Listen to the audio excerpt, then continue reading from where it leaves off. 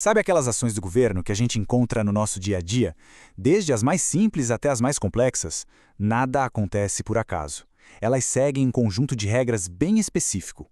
Hoje, a gente vai desvendar essa estrutura por trás de tudo, os atos administrativos.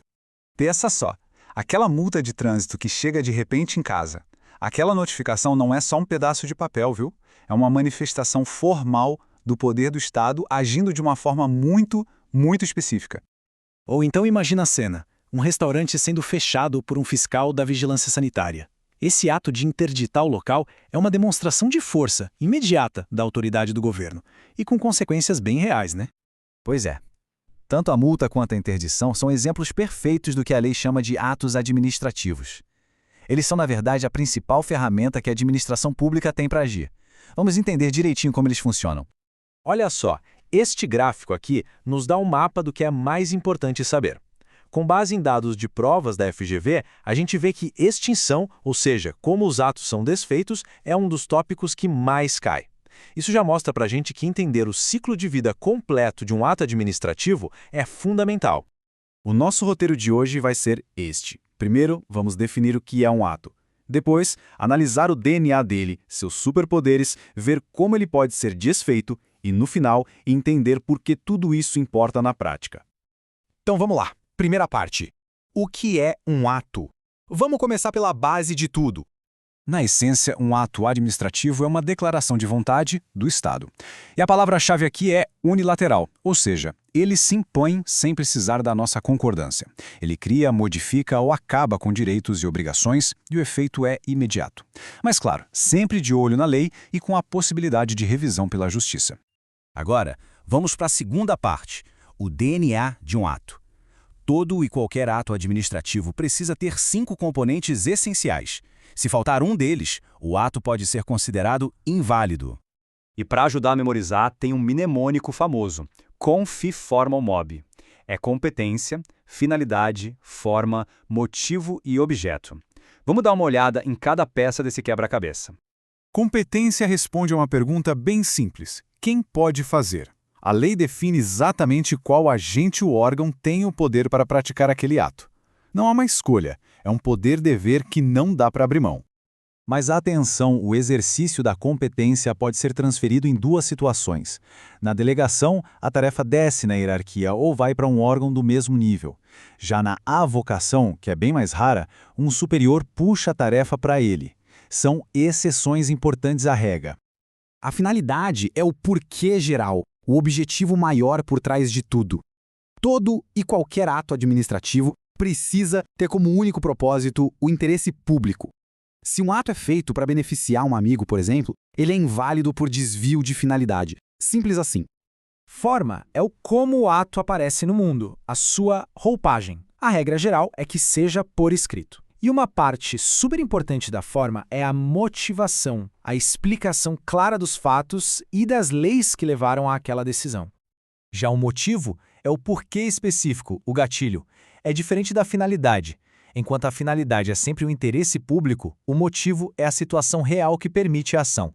No caso do restaurante fechado, o motivo é a constatação da falta de higiene que a lei proíbe. E por fim, o objeto. Esse é o que o ato faz. É o conteúdo dele, o efeito prático e imediato. Dar a licença, aplicar a multa, ordenar a demolição. É a mudança concreta que ele causa no mundo jurídico. Ok, já vimos o DNA. Agora vamos entender o que dá tanta força e eficácia para os atos administrativos. Vamos falar dos superpoderes deles. E para lembrar, tem outro mnemônico fácil, o PAT. Presunção de legitimidade, autoexecutoriedade, tipicidade e imperatividade. Bora ver o que cada um significa. A presunção de legitimidade funciona como um escudo. Todo ato já nasce sendo considerado válido e correto. Quem discordar é que tem que provar que ele está errado. Isso inverte o ônus da prova e permite que a administração pública trabalhe com mais agilidade. A autoexecutoriedade é o poder de agir por conta própria. Lembra do fiscal que fechou o restaurante? Ele não precisou pedir uma ordem do juiz para fazer aquilo.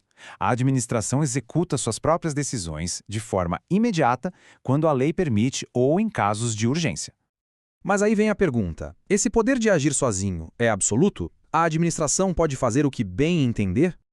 A resposta é um grande não. E aqui está um ótimo exemplo. A administração pode aplicar a multa, mas ela não pode, por conta própria, pegar o dinheiro da conta de alguém para forçar o pagamento. Para isso, para executar a dívida, ela precisa da autorização do Poder Judiciário. E os outros dois atributos? Bom, a tipicidade significa que o ato tem que corresponder a um modelo previsto em lei. O gestor não pode sair inventando atos. E a imperatividade, que é essa que está aqui na tela, é a capacidade de impor obrigações, quer a pessoa concorde ou não.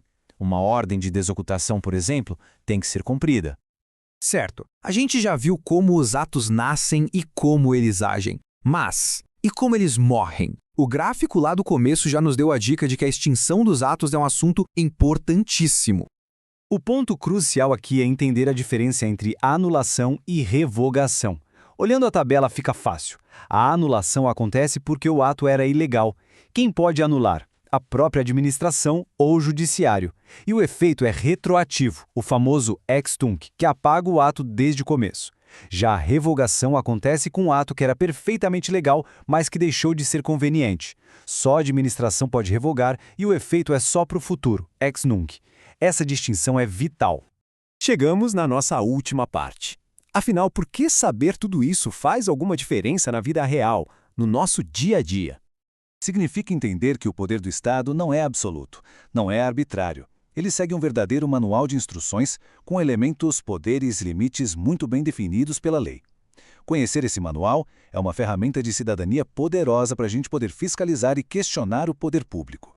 Na próxima vez que uma ação do governo afetar o dia a dia de alguém, vale lembrar dessa estrutura. Aquela multa, será que foi emitida pela gente que tinha competência para isso? A forma está correta? O motivo é legal e verdadeiro? Conhecer esses elementos muda a nossa relação com o Estado. E a pergunta que fica no ar é, será que a gente está usando esse conhecimento para garantir que o poder público atue sempre dentro dos seus limites?